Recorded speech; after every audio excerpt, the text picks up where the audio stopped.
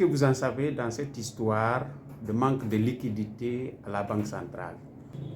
Bien. Vous savez, dans le marché monétaire, c'est le marché à court terme et qui a deux compartiments. Le marché interbancaire et le marché des TCN, les titres de créances négociables. Le marché des interbancaires, c'est chaque soir, c'est le marché de court terme où la Banque centrale et les banques commerciales se retrouvent au jour le jour pour discuter un peu de l'évolution de la masse monétaire. Là, vous apercevrez que les banques encaissent les chèques des uns des autres. La Vistaki encaisse les chèques des clients d'EcoBank, EcoBank encaisse pour Coris Bank, et Coris Bank encaisse pour Vista Bank, et ainsi de suite. Et chaque soir, sous la supervision de la Banque centrale, ils se retrouvent ensemble pour évaluer ces chèques-là et pour faire ce qu'on appelle la compensation dans le marché interbancaire. En ce moment, après compensation, les banques vont devoir rembourser les uns des autres les chèques encaissés et il y a un équilibre qui est établi. In fine, les banques vont se retrouver avec beaucoup de liquidités, d'autres vont se retrouver avec moins de liquidités. Donc, les banques en excédent de liquidités vont prêter aux banques en déficit de liquidité. Ça s'appelle la compensation financière. Il peut y avoir des anticipations des banques, des anticipations pessimistes. Les banques peuvent refuser de se prêter l'argent. En ce moment, la Banque centrale a l'obligation de jouer ce qu'on appelle le rôle de prêteur dans le sort en y mettant la liquidité dans le marché pour éviter la pénurie de liquidité. Et cette situation-là peut ressembler à cela. C'est pourrait que les banques s'abstiennent de se prêter l'argent entre elles dans le marché monétaire. Ça conduit naturellement à une panne de liquidité. Et là, la Banque centrale doit être réactive en jouant ce qu'on appelle le rôle de prêteur de donner le sort, en agissant sur la liquidité monétaire automatiquement, en mettant la liquidité monétaire dans la monnaie fiduciaire pour éviter la pénurie de liquidité. Parce que la pénurie de liquidité, c'est très grave pour le pays, c'est comme un corps humain qui manque de sang. La Banque centrale a une seule mission, calibrer l'offre de monnaie aux besoins des agents économiques de manière à avoir une stabilité sans inflation ni déflation. Donc, animer l'offre de monnaie à vos besoins, à vous et moi, à notre besoin. Donc, si on a besoin de liquidité, qu'il n'y a pas de liquidité, c'est quelque part un manquement. Ça donne clairement. Donc, la liquidité peut conduire à une récession économique, à un ralentissement de l'économie, donc à un arrêt d'activité dans le pays. Donc, c'est très gravissime. Et ce n'est pas maintenant les causes profondes de ça, je ne m'aventure pas dessus parce que je ne maîtrise pas les tenants aboutissants de ce contour-là. Mais une pénurie de liquidité est très mauvaise pour le pays parce que la monnaie, elle n'est pas un bien en tant que tel. La monnaie a été créée parce que les humains commerçaient entre eux sans monnaie. Elle n'est pas un système de troc, bien contre bien. Mais au regard des difficultés rattachées au système de troc, au regard de la convertibilité des valeurs, on n'en pouvait plus. On a créé un bien comme une de mesure afin de faciliter les échanges. C'est là que la monnaie a été créée. Donc, si la monnaie, si il y a un manque de liquidité, ça veut dire que les échanges sont compromis. Donc, c'est très grave pour le pays. Donc, en termes clairs, s'il y a manque de liquidité, quel sera l'impact sur le panier de la ménagère? Vous savez, la Banque centrale a un rôle d'équilibre, c'est un régulateur. C'est créer l'équilibre entre l'offre de monnaie et l'activité économique. Si l'activité économique est assez prolifique, et on tombe en croissance forte, la masse monétaire doit s'accroître parallèlement à l'activité économique. Et s'il y a moins d'activité économique, la masse monétaire également doit s'ajuster en diminuant. Donc, si un pays qui connaît une croissance exponentielle très forte, la croissance de la masse monétaire va de soi. En revanche, si la croissance est très faible, la masse monétaire doit s'abaisser normalement et s'ajuster. Donc, si vous avez un pays actuellement, la croissance en Guinée est très forte, la masse monétaire doit s'accroître. Mais s'il y a une pénurie de liquidité, ça veut dire que les échanges vont naturellement baisser. Et donc, s'il y a moins de liquidité, l'offre et demande s'ajustent sur ces marchés. Ça veut dire que les prix des biens vont augmenter. Ça conduit à l'inflation. La pénurie de liquidité peut conduire à ce que les prix augmentent très rapidement. Et ça peut conduire à une inflation des prix très élevée. Vous avez parlé de masse monétaire. Qu'est-ce que cela veut dire? La masse monétaire, globalement, c'est l'ensemble. La masse monétaire est plus large. C'est d'abord les billets, les pièces, les dépôts à vue, les dépôts à terme et l'ensemble des titres de créances négociables dans le pays qu'on appelle la masse monétaire globale. La masse monétaire n'est pas que la monnaie physique, la monnaie visible. Elles sont classées sur leur niveau de liquidité. les plus liquides, on va classer, voir des agrégats monétaires M1, M2, M3. M1 c'est quoi? C'est les billets, les pièces, les dépôts à vue. M2 c'est M1 plus les dépôts à terme. M3 c'est M1, M2 et l'ensemble des moyens de paiement reconnus comme les effets et autres. Si je comprends bien, Oui. lorsqu'on parle de manque de liquidité, si c'est réel au niveau de la Banque centrale, c'est-à-dire qu'il y aura moins de billets en circulation, c'est ça? Il peut y avoir une pénurie un peu temporaire, que la chaîne d'approvisionnement soit rompue. Ça, on peut pallier ça rapidement, on peut le pallier rapidement. Mais si c'est vraiment structurel, qu'il y a un peu de liquidité, ça peut être dû à ce que les banques s'abstiennent de se prêter les uns les autres. Dans ce cas, la Banque centrale doit automatiquement prendre la relève, en assurant son rôle de prêteur en dernier ressort, en limitant la liquidité. Mais comment la Banque centrale crée la monnaie? Il faut le dire. La Banque centrale crée la monnaie par deux façons. Premièrement, vous savez, la Banque centrale, ce n'est pas une banque commerciale, elle n'est pas là pour faire du profit. C'est une institution publique chargée de maîtriser l'inflation dans le pays, faire que le prix soit régulé, que le prix soit au niveau stable. Elle n'est pas là pour faire du profit, c'est un régulateur. Maintenant, quand c'est une banque centrale, son client principal c'est l'État. L'État par le biais du Trésor. Le Trésor qui est le bras financier de l'État. On appelle l'État. On appelle le Trésor public la personnification financière de l'État. L'État des engagements est incarné par le Trésor public. Le Trésor public a un compte à la Banque centrale. C'est d'ailleurs le principal client de la Banque centrale. Maintenant, comme vous et moi, en des périodes de vache maigre où l'État n'a pas trop de rentrée fiscale, il est loisible pour l'État, par le biais du Trésor, de prendre un découvert bancaire à la Banque centrale. Ça, on appelle cela les avances de la Banque centrale au Trésor. Le Trésor a une position appelée la PNT, la position nette du Trésor à la Banque centrale. Et c'est vrai que des fois, qu'il n'y a pas trop d'entrée fiscale, il n'y a pas beaucoup d'impôts, l'État déficité, l'État a le loisir, selon un plafonnement bien limité, d'aller s'endetter auprès de la Banque centrale pour faire face à ces charges incompressibles. C'est autorisé par la loi, mais soumis à un plafonnement. Et en cas de rentrée fiscale, l'État est obligé de rembourser l'emprunt à la Banque centrale. Sauf que chaque franc que la Banque centrale consent au Trésor en termes de dette ou en termes d'avance est une création monétaire pure et simple. On appelle cela en termes simples la planche à billets. Quand la Banque centrale prête l'argent au Trésor public, c'est de la planche à billets. Donc le prêt en soi est une création monétaire, le remboursement est une destruction monétaire. Mais les deux sont autorisés. Et quand une banque commerciale, donc l'État crée la monnaie en prêtant l'argent au Trésor, quand aussi une banque commerciale qui s'adresse à la Banque centrale pour demander un refinancement en monnaie centrale, c'est également une création monétaire. Voilà un peu les créations monétaires sans contrepartie. Il y a aussi des créations monétaires par le biais de l'entrée des devises dans le pays, de l'or. C'est une création monétaire avec contrepartie, dont l'effet inflationniste est très limité. Mais créer la monnaie sans contrepartie en biens et services par le biais des prêts, pour les avances se mettre au Trésor, c'est clairement de la création monétaire. Le remboursement aussi est une destruction monétaire. D'accord. Est-ce que, alors, selon le constat que vous, en tant que spécialiste, vous avez fait, est-ce que toutes les conditions, puisque la Banque centrale a annoncé récemment la mise en place de nouveaux billets de 20 000, est-ce que toutes les conditions étaient déjà réunies pour accéder à cela? Bien. Je vais vous expliquer comment la Banque centrale crée la monnaie. Que la monnaie par le biais des avances. Quand elle concerne les avances à l'État, par le biais des avances, c'est la création monétaire. Ou quand les banques commerciales s'adressent à elles pour bénéficier un peu de refinancement des clients qui ont eu des crédits. Ça aussi, c'est aussi la création monétaire. Mais en aucune façon, le remplacement des anciennes billets par une nouvelle coupure, ce n'est pas de la création monétaire.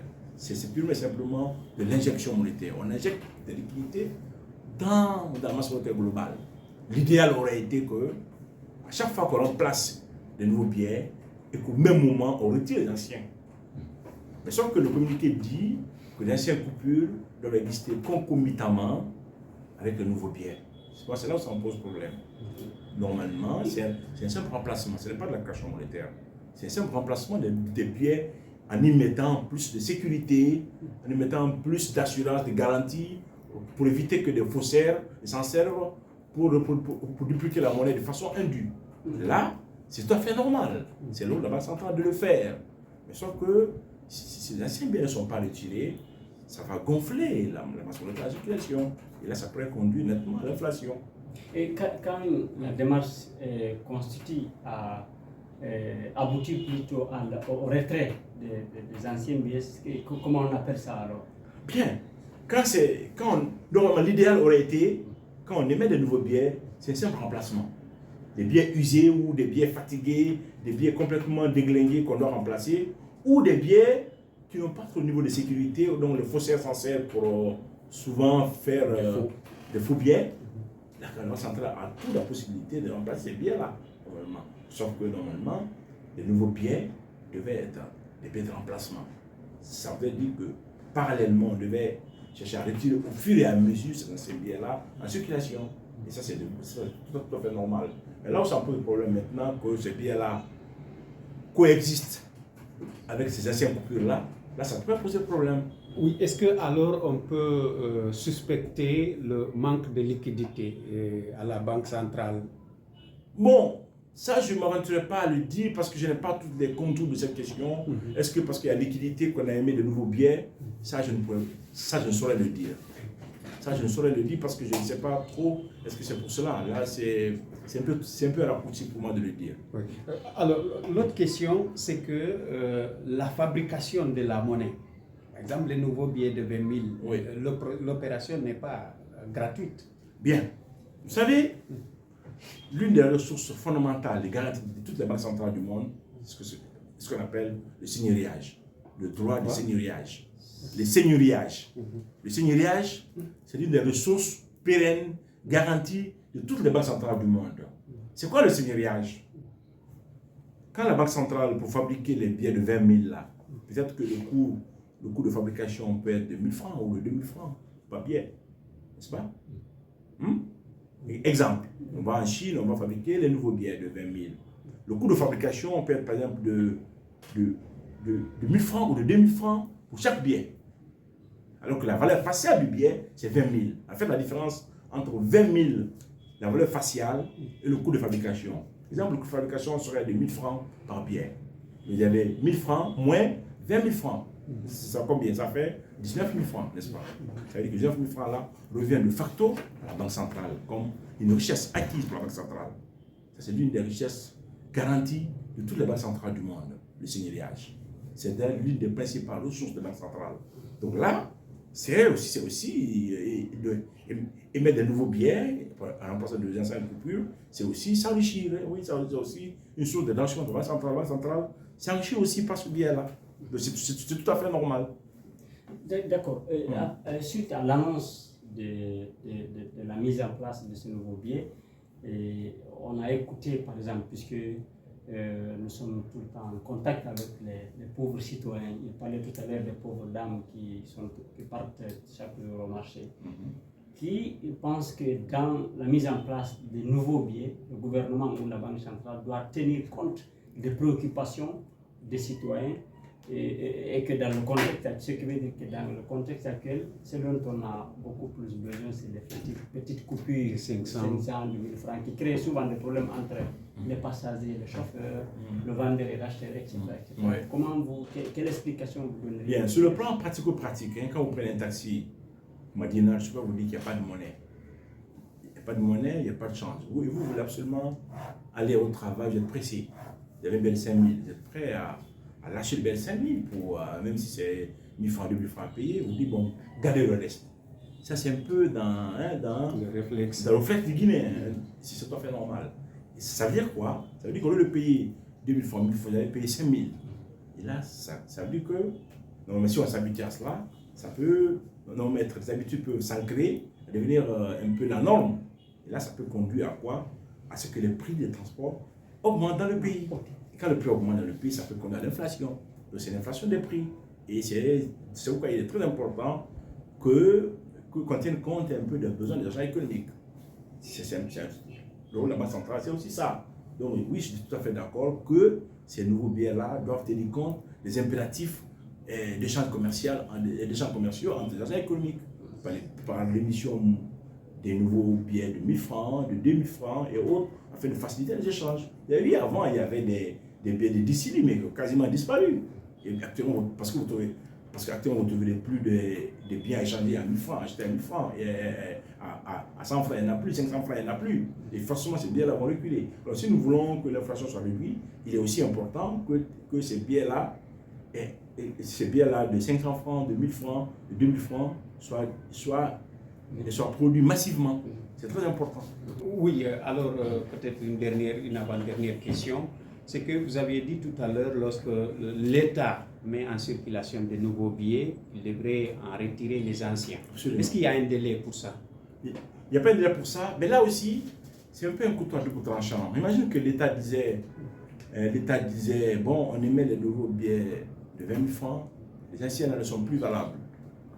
Et là, il va y avoir la couille à la centrale pour échanger ces nouveaux billets-là. Les gens vont aller au marché Madina demain avec les anciens 20 000 là, elles ne seront plus acceptées. Et ça porte préjudice aux gens. Donc on dit, mais nous on a un stock de billets, on dit que c'est plus possible, on n'a plus de pourvu. L'État aussi a été prudent quelque part, en disant que ces billets-là vont résister, au fil et à mesure, ça s'est retiré, donc c'est tout à fait normal. Mais si on dit demain, les nouveaux billets-là sont acceptés, les anciens billets ne sont plus acceptés, c'est fini. Alors que les gens ont des milliards couchés en billets de 20 milliards, 5 coupures, ça pose problème. Donc l'État, les banques centrales aussi, a ce devoir-là d'aller progressivement, ne pas brusquer la décision. Parce que les effets d'annonce en économie sont très dangereux. Il faut éviter cela. Voilà. Alors, une dernière question. En tant qu'économiste, pour vous, donc, il n'y a pas raison de s'inquiéter par rapport à... Moi, je ne trouve pas raison de s'inquiéter parce que normalement, la Banque centrale, c'est le prétendant, comme je l'ai dit tantôt, c'est le prétendant de ressort. La Banque centrale a ce qu'on appelle la fonction d'émission de la monnaie fiduciaire. C'est eux qui ont cette là. Aucune banque commerciale n'a cette mission-là de créer la monnaie fiduciaire. Seulement la Banque centrale a l'exclusivité de cette mission-là. Donc, moi, je ne comprendrais pas que la pénurie sur une longue durée, il peut y avoir des pénuries sur une courte durée, due un peu à un manque d'anticipation. Là, je comprends tout à fait. Mais dès lors que ça devient de façon structurelle, là, c'est un manquement grave. Parce que ça, c'est un attribut essentiel de la Banque centrale. Et cette Banque centrale n'agit pas cela, c'est un grand manquement. Donc, moi, je ne suis pas inquiet. Je ne suis pas du tout inquiet. Je pense que c'est un peu de courte durée. Ça ne doit pas durer. Parce que si ça dure, ça a des impacts économiques énormissimes dans notre pays. Si ça dure. Alors, on va penser que moi, je pense que ce soit des mesures conjoncturelles et très passagères. Est-ce qu'on peut alors considérer ça comme peut-être une mauvaise gestion du circuit monétaire? Il peut y avoir une mauvaise anticipation. Il peut y avoir un manque d'anticipation, certainement. C'est peut-être dû à un manque d'anticipation. Ou également, ça peut aussi être dû à ce que les banques commerciales hésitent à se prêter l'argent les unes des autres. Voilà. Parce que dans le marché interbancaire, les banques, à chaque jour, se retrouvent dans ce qu'on appelle la compensation. Les banques se prêtent entre elles, c'est la Banque centrale. Se prêtent entre elles. Banque centrale, mais les banques peuvent faire une anticipation. Les pessimistes de l'avenir, c'est dit maintenant on ne se prête plus l'argent. La Banque centrale doit prendre la relève pour jouer ce rôle-là en prêtant les banques en déficit de liquidité. Et c'est comme ça que liquidité se met en circulation. Mais si la Banque centrale ne le fait pas, il peut y avoir des crises de liquidité momentanées. Mais pour que ça ne dure pas. Merci beaucoup, M. Oui, je vous remercie.